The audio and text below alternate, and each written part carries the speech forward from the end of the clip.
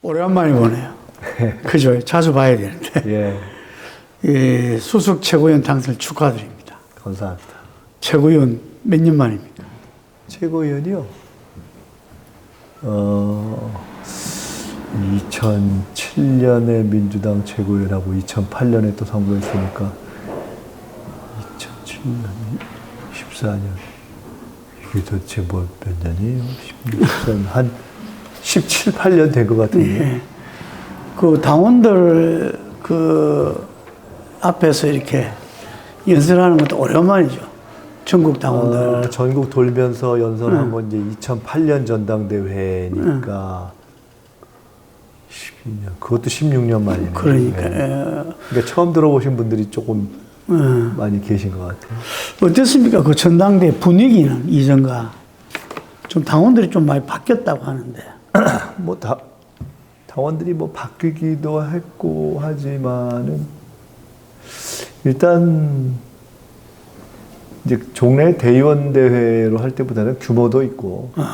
그리고 민주당의 당원 구성이라는 게 훨씬 다변화됐죠. 연령대도 위아래로 더 위로도 늘어나고 아래로도 늘어나고 성별 구성, 성비도 균형이 더 맞춰지고.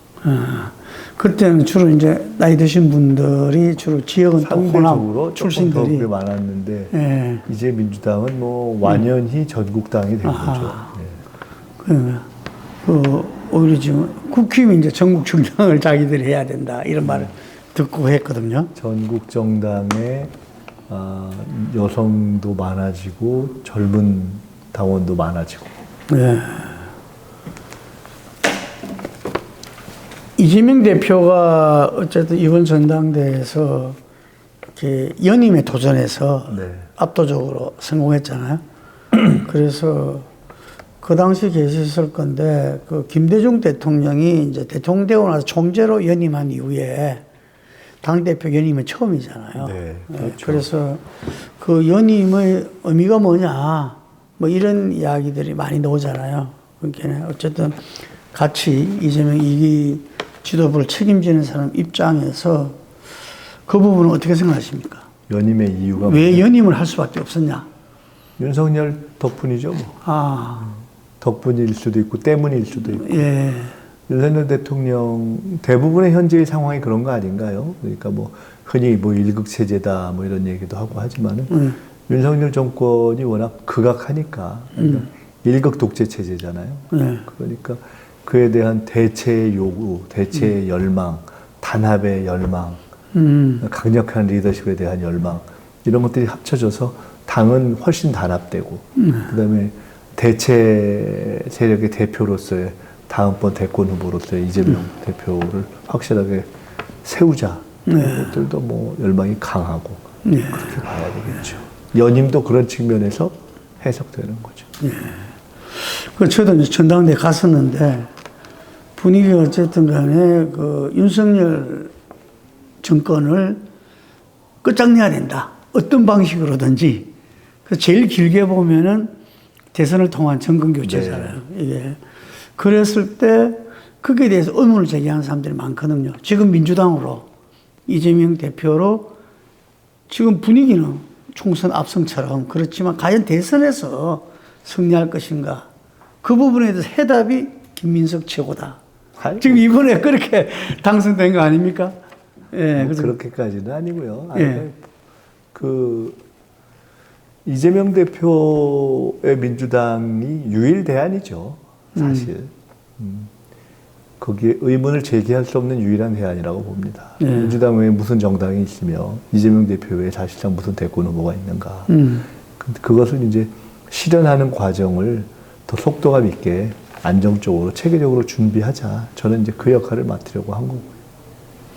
예, 그래서 이제 당에서는 총력전이다 이렇게 이야기했어요. 그래서 이 2기 지도부는 1기 지도부와는 같으면서도 다름이 필요하지 않겠습니까? 그래서 그 다름을 우리 김민석 수석이 책임지는 거다. 뭐 이런 이야기죠, 제 이야기는. 근데 그 같은 것은 무엇이고 다름은 또 뭐라고 지금 보고 다른 계십니까? 것은 윤석열 정권의 독재에 대항하는 민주당의 지도부라는 점이 같겠고 예. 저항성이 같겠죠. 예.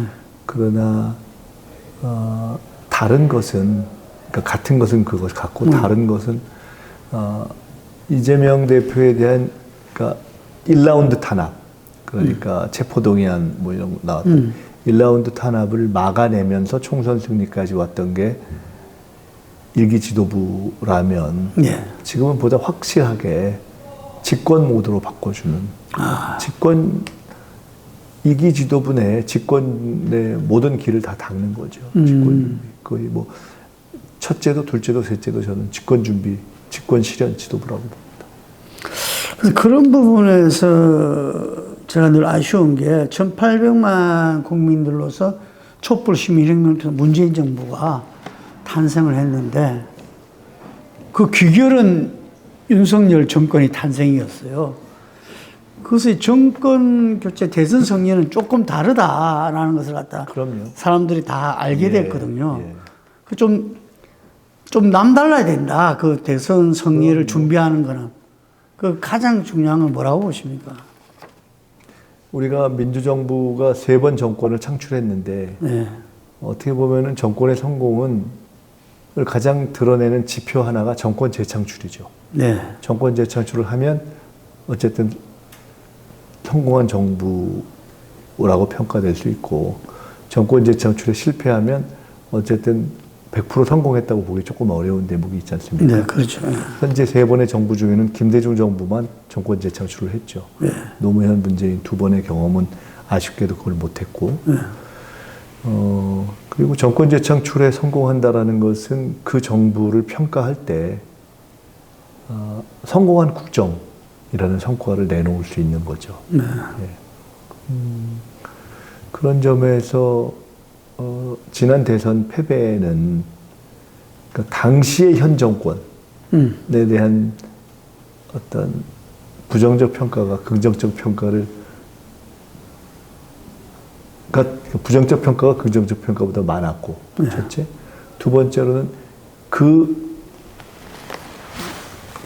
후계 민주 세력이 그 부정적 평가를 압도하고 극복할 만큼 국민의 지지를 얻지 못했고 이 두 가지가 결합되는 거 아니겠어요? 네.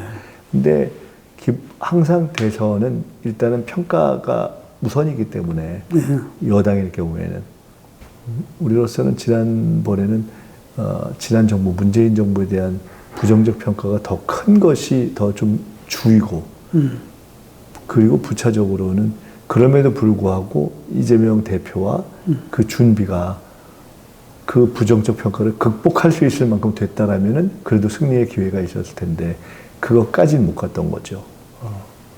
우리 이 김수석께서는 0.73% 차이, 그거는 어떻게 의미를 두십니까?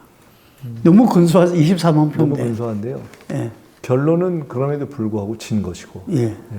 결론은 진 것이고, 근소하지만 진 것이고, 두 번째로는 그렇게 근소했다라는 것은 그만큼 아쉬운 조금 더 미리 준비되고 체계적으로 준비됐다면 보완되거나 극복됐을 수 있는 대목들이 100가지 이유를 들 수 있겠죠. 그 100가지 이유를 찾아내고 미리 준비하는 것. 그것이 이번의 숙제죠. 이 지도부의 과제네요.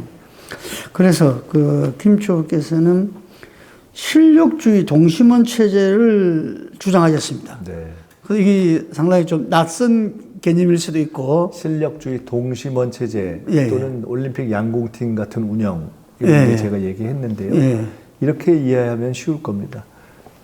친명이냐 비명이냐 반명이냐 계파 체제죠. 예. 정치적인 의견의 거리에 따라서 구분을 나누는 체제. 그 체제가 무의미하다고 보는 겁니다. 이기 지도부와 이기 지도부가 이끄는 당은 이미 친명, 비명, 반명으로 구분하는 게 의미가 없습니다. 네. 당 자체가 90% 이상의 지지로 이재명 대표로 딱 중심이 서 있기 때문에 그리고 국회의원들도 사실상 선명한 반명 찾기가 어렵죠. 그러니까 지금은 실력주의, 즉 실력에 따라서 동심원 체제, 불락이 나뉘는 것이 아니라 이재명 대표를 중심으로 관계는 조금 뭐 차이가 날 수도 있겠지만 네. 다양한 동심원들, 주제에 따른 그런 것이 존재하는 거죠. 그래서 네.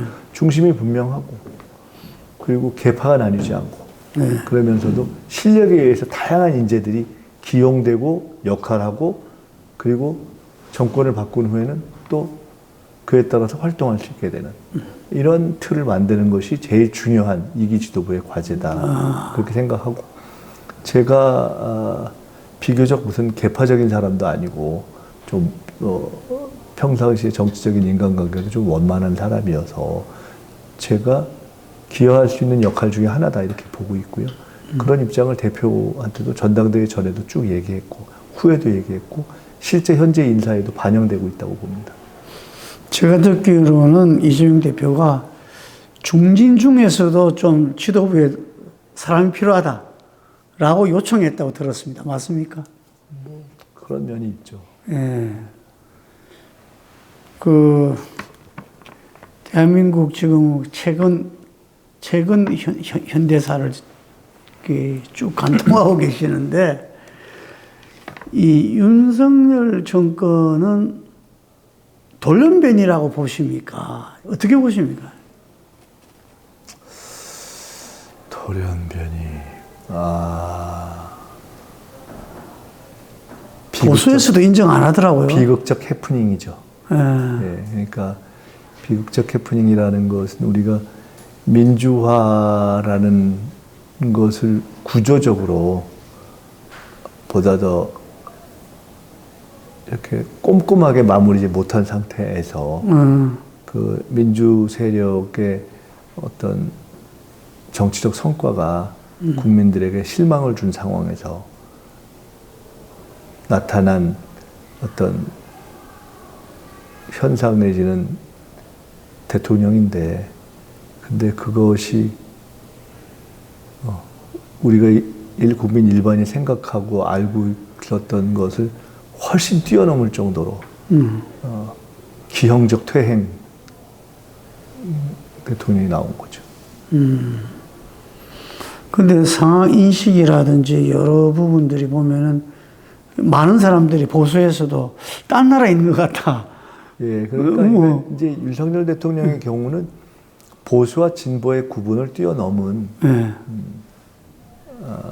현상이고 그런 거죠. 보수와 진보의 문제가 아니라 네. 어떤 기본이 무너진 거고, 기본과 상식과 일상과 정상을 넘어선 거죠. 예, 그러니까 이번에 응급실 가보세요. 네. 잘 돌아가요. 이게 상징하는 거죠. 그러니까 현실에 서 있지 않은 거죠. 현실에서 거리가 붕 떠 있고, 현실 인식도 거리가 떠 있고, 언어도 거리가 떠 있고, 행태도 거리가 떠 있고. 그래서 이미 사실상 윤석열 대통령을 진심으로 대통령이라고 생각하거나 국정에 대한 기대를 갖고 있거나 하는 그러한 기대가나 인정이 소위 보수층에서도 없는 거 아닙니까? 네. 그냥 그런 무정부, 사실상의 극단적 무능에 의한 무정부 상태를 창출한 그런 대통령이 그냥 법리적으로 존재하고 있는 상태인 거죠, 사실상. 그런데 그 상태가 지금 앞으로 남은 기간이 대통령 임기로 보면 너무 많이 남았잖아요. 그래서 이거는 기존의 또 탄핵 논의 요구하고 좀 다른 것 같아. 기존과 다른 거죠. 그러니까 이제 지금의 국민들의 국가와 국민의 상태는 네. 나빠서 분노해서 단죄하기 위해서 탄핵해야 된다. 이 측면이 물론 있겠지만 그것보다는 걱정돼서 이대로 가면 더 악화될 것 같아서 나라가 망가질 것 같아서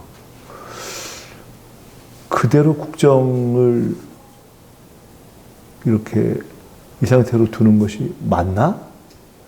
하는 측면이 더 커지는 것이 아닌가 점점. 이러다가 진짜 나라가 버텨낼 수 있을까? 이런 지금 걱정이 굉장히 기하급수적으로 그런 늘어나는 지금 상황에 초입에 있는 거 아닌가 싶습니다. 과거와 좀 다른 거죠. 그 제가 볼 때는 민주당, 그래서 우리 김치혁 수석도 이야기했던 그 계엄령 좀 논의에 대한 어떤 의문, 이런 분도 설마 계엄령이 있을 수도 없다 하지만 너무 상상을 초월하니까. 네, 모든 것이 다 이제 상상을 넘는 범주에 있고 그런 거죠. 그러니까 그런 부분도 있을 수도 있는 거 아니냐. 행태를 보면 충분히 예. 그럴 수 있겠네 하는 그런 반응이 일반 국민 사이에 상당히 있는 걸로 저희는 느끼고 있습니다. 이번 계엄령 논의가 이제 계엄령 이슈가 부각된 이후에 저희도 쭉 접할 거 아닙니까? 근데 적어도 그런 것까지도 불사할 수 있는, 그런 것까지도 생각할 수 있는 그러한 행태 아닌가, 그러한 어떤 집권 세력 아닌가, 이런 그 공감대가 꽤 있는 것 같습니다. 우리 김 수석께서 보면은 그 중산층을 두텁게라는 이야기를 썼잖아요. 저는 그 부분이 이제 기존의 민주당 같은 경우는 서민과 중산층을 위한 정당, 이 부분에서 약간 클릭 이동이 지금 되는 거 아니냐라고 좀 보거든요. 저는 이제 클릭 이동이 아니라 저는 제가 그 전에 정책위 의장을 할 때부터 쭉 주장을 한 건데 0점 이동이 돼야 된다. 0점 이동. 그러니까 우리가 4개월 할 때 0점을 잡지 않습니까? 그렇죠. 70년대의 0점과 2020년의 0점이 같을 수가 없다. 가령 70년대 한국의 중산층 내지는 중위소득자와 2020년대 현재의 한국의 중위소득자의 수준이 질적 양적으로 비교할 수가 없고, 국제적인 이 비교를 해도 똑같이 보기가 어렵다. 첫째. 둘째로 한국이라는 나라의 국제적인 위상과 순위, 이것도 비교할 수가 없다. 셋째로 북핵 문제의 어떤 성격과 진전 정도가 그 또한 비교할 수가 없다. 즉 정치, 경제, 사회, 문화적으로 종합적으로 보면 과거에 개발도상국이면서 분단 상태에 있던 상태와 그리고 그런 양극화 상태에 있던 대한민국과 지금은 선진국의 초입에서 상당 정도 평균 중위소득이 상당히 높아져 있는, 그리고 북핵이 핵이 존재하지 않던 시기가 아니라 핵이 사실상 존재하는 존재하고 남북 관계를 독자적인 국가 관계로 가져가자고 하는 지향을 일부 표출하고 있는 그런 남북 관계. 그러니까 북한이 그렇게 하고, 이렇게 다 각 부분에서 0점 자체가 바뀌어져 있다는 거예요. 근데 그러면은 정책을 할 때 그런 0점을, 현재의 0점이 어느 정도까지 와 있는가를 보면서 똑같은 평화 정책을 해도 그런 0점 이동이 바뀌어야 되고, 똑같은 양극화 해소를 해도 그것이 바뀌어야 되고, 그렇겠죠? 그 0점을 현실에 맞게 조정하는 작업은 불가피한 것이다. 아주 중요한 말씀인데 좀 설명을 좀 해주면 좋겠습니다. 과연 각각에 있어서 그 0점이 어떻게 지금, 아까 중산층 서민과 중산층만 놓고 보더라도 우리가 개발도상국 시대라면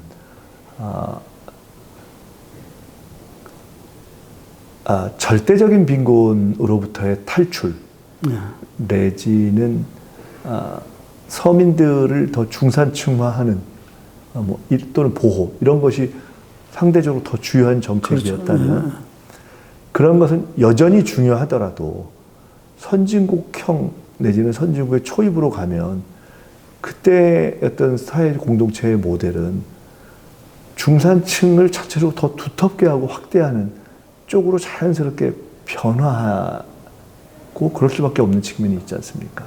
똑같은 정책을 쓴다 하더라도 경제 정책을 쓴다 하더라도 초점에 있어서 가령 그러한 측면이 있고요. 그리고 그럴 때 그 소득 수준이라는 것도 비교할 수 없이 올라가 있고 소득 수준이 변하면 가령 각 정책을 쓰는 데 있어서 세제라든가 주거라든가 이런 다 정책을 적용하는 기준점 자체가 일정하게 이동하지 않습니까? 그런 측면도 있고 또 남북관계에 있어서도 일관되게 민주당이 취해왔던 대북 화해 협력으로 표현하든 햇볕으로 표현하든 그런 기조의 흐름을 유지하면서도 상대가 사실상 핵을 이렇게 가지고 있고 더구나 그 상대가 과거에는 이렇게 와 달리 상당히 이제 아예 각각 달리 가자라는 이야기를 하고 있는 그걸 우리가 인정하느냐 마느냐와는 별개로 그럼 그때 어떤 기존의 입장을 요 현실에 적용할 것인가 하는 것이 생각을 해봐야 될 대목이 다 생기는 거 아닙니까? 정책이라는 건 가장 구체적인 현실에서의 가장 구체적인 방향과 태도이기 때문에 그러니까 그런 것들을 똑같은 얘기를 하더라도 똑같은 어법, 똑같은 표현, 똑같은 결, 똑같은 톤으로 할 수는 없는 거죠. 이런 부분에 대한 일단 기본 인식이 필요하다라는 것이 저는 쭉 생각을 해왔던 것이고 한반도 비핵화를 이야기하더라도 그 내용이 좀 바뀌어야 된다 이런 이야기는. 그렇겠죠. 그 강조점이라든가 이런 것들이 조금씩 달라질 수 있는 것이고요. 예. 그 부분들이 좀 이렇게 아주 심도 깊게 좀 이렇게 연구돼지고 이렇게 논의돼지고 정립이 돼야 될 것 같습니다. 네, 그럼요. 불가피한 과정이죠. 그죠. 그 가운데서 이재명 대표가 종부세 완화와 금투세 유예 등으로 중도층 확정을 시도하고 있다. 이런 이야기들이 있는데, 당내에서도 뭐, 진성준 정책위원장도 자기는 그거 반대한다. 라고 분명히 했고, 그 정책위원장을 또 유임시켰어요. 이게. 그래서, 금방 말씀하는 그런 큰 흐름상 변화가 바로 이 부분에도 적용되는 거 아닌가 생각도 드는데. 제가 한 두세 가지로 나눠서 말씀드릴 텐데, 제가 이제 요새 최근에 딴 데서도 얘기했는데, 예를 들어 진성준 의장을 재임명한 것 이것이 금투세에 대한 이재명 대표의 입장을 보여주는 것이 아니라 이재명 대표의 인사관을 보여주는 것이다. 제가 여러 번 얘기를 했습니다. 그러니까 진성준을 재임명한다고 해서 진성준이 주장하는 금투세 그대로 시행을 그대로 가자 하는 것을 얘기하는 것도 아니고 만에 하나 진성준을 교체한다고 해서 그러면 입장이 다르면 진성준을 교체해야 되냐 그것도 아니고 그것은 오히려 자기 소신이 분명하고 그걸 뒷받침할 컨텐츠가 있으면서 그럼에도 불구하고 그에 대한 논쟁은 오픈된 자세로 열어놓고 만약 자기 입장과 다른 결정이 나도 그걸 수용할 수 있는 이러한 사람들이 중요한 일을 해야 된다라는 이재명 대표의 생각을 반영하는 것이다. 진성준을 쓴 것도 그렇고 조승래를 쓴 것도 그렇고 뭐 가장 오래된 관계인 정성호를 쓰는 것도 다 이렇게 가까운 사람부터 조금 더 멀었던 사람까지 하여간 실력이 있는 사람들을 쓴다는 그런 실력이 있으면서 오픈되어 있는 사람들을 쓴다라고 하는 그런 인사관을 반영하는 것이다. 이거는 그러니까 정책의 방향과는 좀 다른 것이다라고 저는 해석을 하고요. 정책의 방향과 관련해서는 상대적으로 이재명 대표는 동세대에 학생운동 출신이라든가 이런 재야운동 출신의 정치인들과 조금 다른 것은 비교적 이념형적인 이론보다는 현실에 기초한 비교적 합리적 현실주의 이런 것에 조금 더 가까운 유형의 정치인이고 첫째 그렇고요. 두 번째로는 그렇다고 해서 최근에 얘기한 정책적 제안들이 꼭 중도로 가자라는 차원에서 되는 것은 아니다. 그러니까 어떤 부분에 대해서는 더 원칙론으로 예를 들어 이재명 대표가 얘기하는 무슨 기본사회니 기본소득이니 뭐 보편적인 민생지원금 이런 거는 오히려 전통적인 진보에 섰던 사람들이 쉽게 선택 못 할 수 있는 강경한 거죠. 보다 강경한 이유죠. 그러니까 그건 그냥 강경한 거예요. 자기 판단이 있는 거예요. 근데 또 어떤 부분은 가령 종부세에 대해서도 일가구 일주택으로 계속 사는 사람을 굳이 자기가 열심히 해서 조금 비싼 집을 샀더라도 그 집에 사는데 그 집이 비싸졌다고 해서 꼭 세금을 많이 부담할 수 있는 현실적 현금 동원 능력이 없는데 그걸 해야 돼? 라는 문제의식이 있는 거잖아요.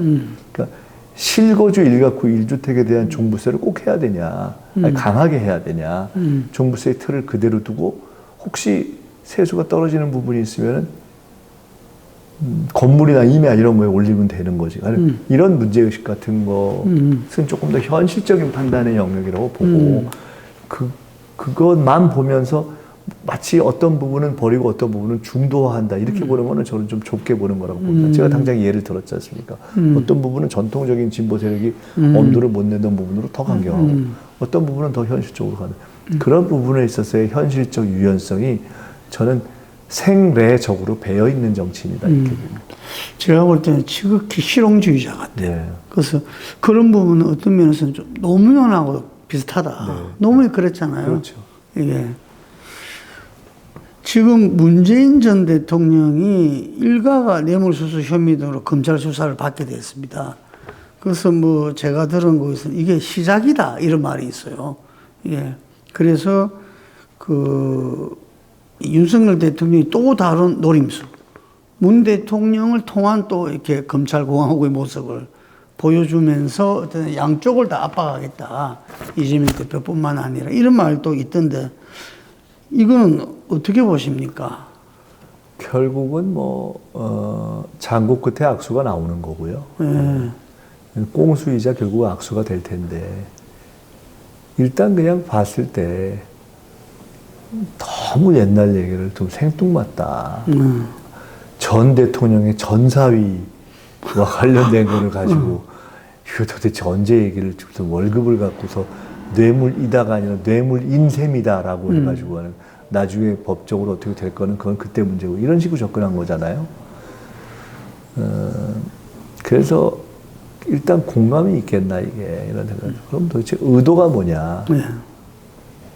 제가 일단 김건희 물타기고 김건희 여러 가지 그 게이트에 대한 물타기라고 보고 혹시나 이걸 가지고 뭐 소위 얘기하는 친문, 친명 뭐 이런 부분을 좀 갈라칠 수 있을까 이런 기대도 했을 수 있고 뭐 여러 가지 그런 뭐 잔머리가 작동했을 거라고 보는데요. 크게 감동적인 전략이다 이렇게 생각이 안 됩니다. 네.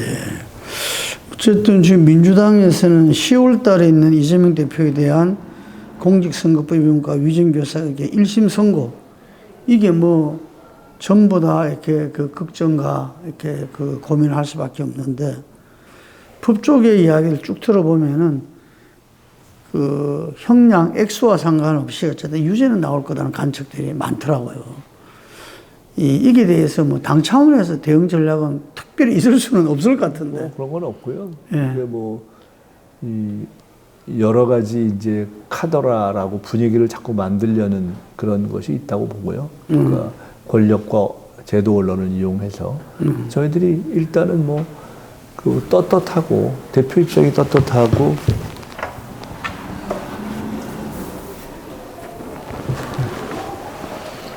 그리고 법리적으로 누차 검토를 하면서도 이것이 그렇게 무슨 법적 도덕적으로 큰 문제가 있다고 보지 않는 상황이기 때문에 현재로서는 큰 우려를 하고 있지는 않습니다. 우려를 하고 있지 않다. 이게